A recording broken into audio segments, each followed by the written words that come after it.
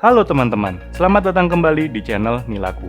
Untuk teman-teman yang baru pertama kali melihat dan menemukan channel ini, jangan lupa untuk diklik like dan subscribe, dan terus dukung channel ini agar bisa berkembang lebih baik lagi dari waktu ke waktu dan dapat secara konsisten memberikan informasi seputar budidaya ikan nila.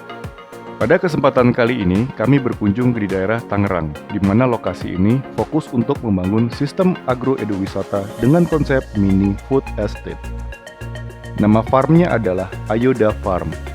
Owner dari Ayoda Farm ini sebelumnya juga sudah pernah memanggil kami untuk melakukan instalasi sistem RAS di daerah Serang yang bernama Markas Komubit. Kedatangan kami kali ini adalah untuk melakukan instalasi mesin RDF, menentukan posisi letak titik aerasi, dan persiapan instalasi sistem filtrasi secara keseluruhan untuk Ayoda Farm. Ayoda Farm memiliki 12 buah kolam fiber bundar dengan diameter 150 cm, yang mana dapat digunakan untuk membudidayakan ikan nila sebanyak total sekitar 2.500-an ekor ikan nila.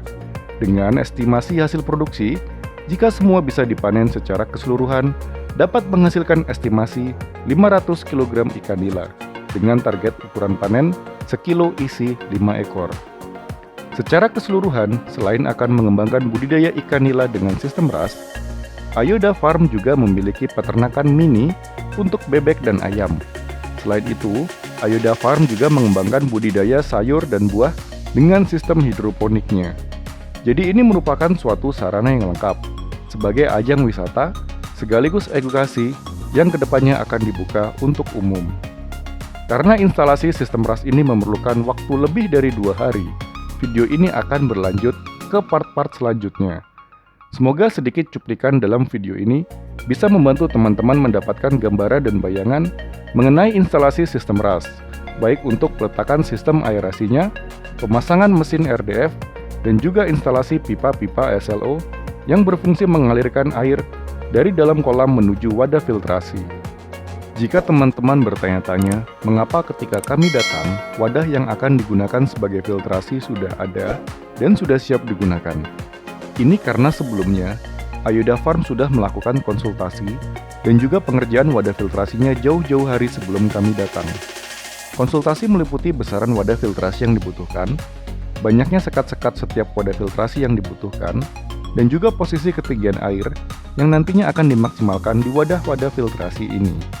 Untuk teman-teman yang lokasinya jauh, atau bahkan di luar Pulau Jawa, kami dari Nilaku ID juga bisa membuatkan desain untuk sistem RAS sesuai keinginan, dan juga disesuaikan dengan lahan yang dimiliki. Silahkan bisa menghubungi kami di nomor telepon yang saya cantumkan di deskripsi video ini. Cakupan pekerjaan yang kami lakukan di sini, di luar dari persiapan pembangunan infrastruktur, seperti pembuatan atap, perataan tanah, dan persiapan lahan.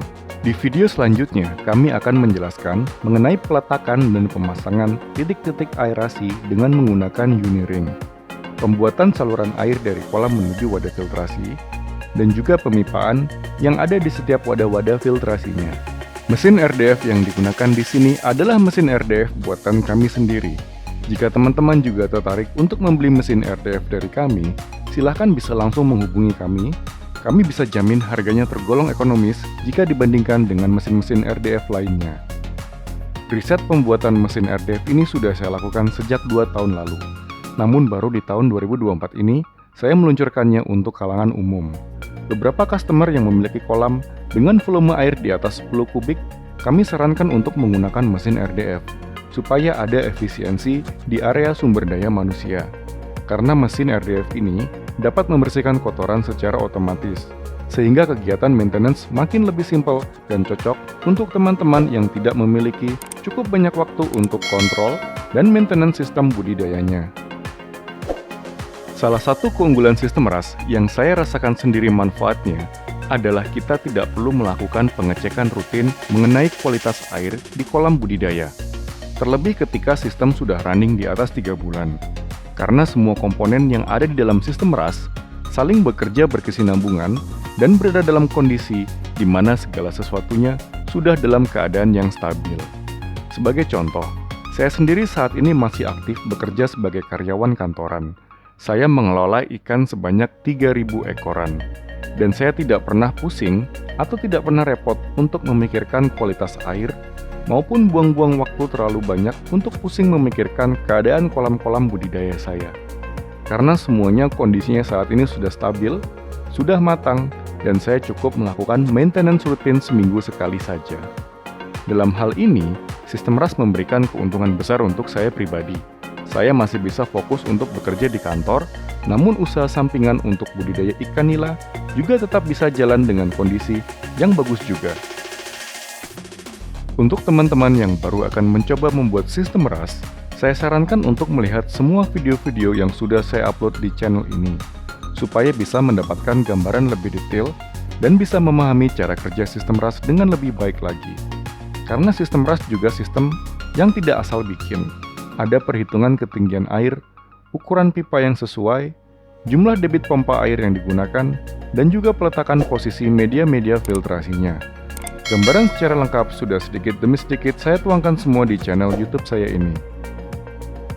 Kita juga tahu bahwa sistem budidaya bukan hanya sistem RAS, masih banyak sistem-sistem perikanan lainnya yang bisa dicoba untuk dilakukan. Saran saya, pilihlah sistem yang sesuai dengan karakter dan kesibukan teman-teman semua. Jangan pernah membanding-bandingkan sistem satu dengan sistem lainnya, karena semua sistem, kalau dipelajari dengan sangat fokus, semuanya akan sama baiknya. Beberapa orang yang suka membandingkan dan menganggap suatu sistem adalah lebih baik dari sistem yang lainnya, saya doakan supaya bisa lebih dewasa lagi dalam hal berpikir dan membuat kesimpulan. Karena sejatinya, di atas langit selalu masih ada langit yang lebih tinggi lagi. Baiklah teman-teman nilaku, saya rasa itu saja yang bisa saya sampaikan di kesempatan video kali ini. Jika kalian suka dengan konten ini, jangan lupa untuk diklik like dan subscribe dan share agar channel ini bisa berkembang lebih baik lagi dan secara konsisten dapat memberikan informasi seputar budidaya ikan nila. Akhir kata, terima kasih sudah menonton video ini. Sampai berjumpa di video-video selanjutnya.